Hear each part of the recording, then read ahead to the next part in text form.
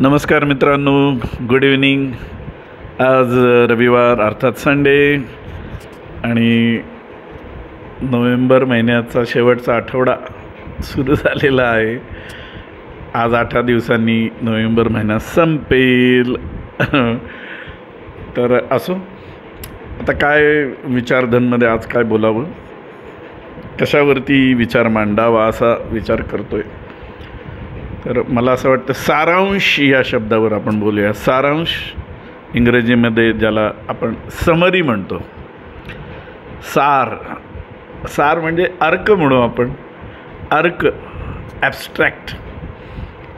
तो जसं आपण एखादा पदार्थ बनवतो त्यावेळेस समजा आपण चिक्की बनवतो की नाही, गुळाची चिक्की.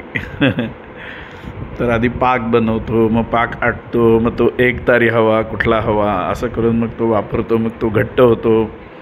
मग कुठल्याही विषयाचं सारांश काय आहे. आपण जगतो, जिवंत आहे म्हणून जगतो हे साधं उत्तर आहे, परंतु त्या जगण्यामध्ये काय सार आहे, काय सारांश आहे, तो मतितार्थ काय आहे. जसं आपण एखादा कुठलाही विषय घेतला तर त्याचा सारांश आपल्याकडे असतो. आपण म्हटलं रामायण, तर रामायणाचा काय सारांश आहे.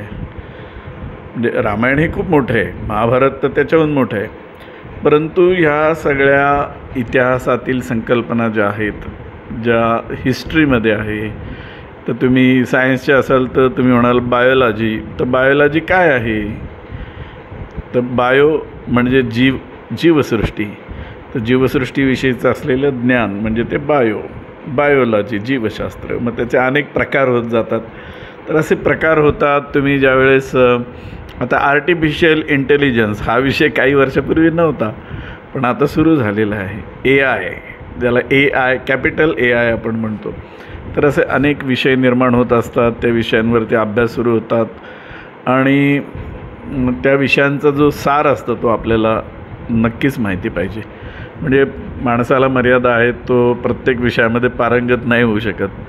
तो तुम्ही ठराविक विषय असतात तुमचे. तुम्ही चार्टर्ड अकाउंटंट असाल तर तुम्ही त्यामध्ये पारंगत असता हिशोबामध्ये. तुम्ही आर्किटेक्ट असाल तर कशा पद्धतीचं घर असावं, काय साईज, कसं त्याच्यामध्ये सुविधा असावी याचा तुम्ही विचार करू शकता. तर इंजिनिअरिंग असेल किंवा तुम्ही रिसर्च वर्कर्स असाल तर त्याच्यामध्ये तुम्ही विचार करता की अजून काय आपल्याला यामध्ये चांगलं करता येईल. तर हे चांगलं करण्यामध्ये जे आपलं योगदान असतं त्यासाठी आपल्याला मुळातील तत्त्व माहिती पाहिजे त्या विषयाचं. तर त्याला आपण सारांश म्हणू. तर सारांश नावाचा सिनेमा मला आठवतो. अनुपम खेर यांनी ज्येष्ठ नागरिकाची भूमिका अतिशय तरुण वयात केली होती. फार सुंदर सिनेमा होता सारांश. तर ज्येष्ठांचं आयुष्य कसं असतं त्याविषयी ते नाव त्यामुळं कॅची झालं होतं, सारांश. तर संपूर्ण जीवनाचं जे सार आहे ते आपण शोधलं पाहिजे आणि आपण ज्या ज्या गोष्टी करतो त्याच्यामध्ये काय सार आहे हे सुद्धा आपण जाणून घेतलं पाहिजे असं मला वाटतं. तर मग जगण्याला अर्थ नसेल तर मग काय अर्थ आहे ना. जगण्याला अर्थ लावायचा आहे, तो आपण लावायचा आहे.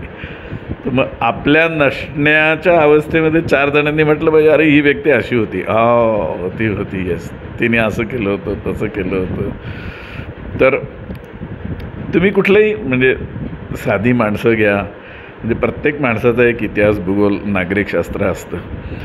पण त्यांनी म्हणजे आपण काय करावं हे ज्यांनी त्यांनीच ठरवायचं आहे. परंतु मी नसेल त्यावेळेस काय असेल की जेणेकरून माझी आठवण आजूबाजूच्या लोकांना होईल याचा विचार तुम्ही जरूर करा.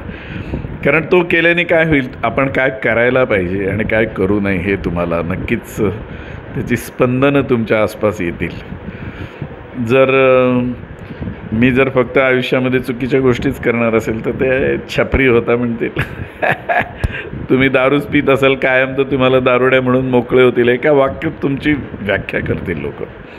किंवा नाही रे खूप शांत स्वभावाचा होता, ती अमकी व्यक्तीने अरे सतत कामात असायची, सतत काहीतरी करायची. म्हणजे ह्या पॉझिटिव्ह गोष्टी आहेत. तर तुमच्याविषयी तुमच्या पश्चात लोकांनी काय म्हणायला पाहिजे याचा विचार करायला काय हरकत आहे.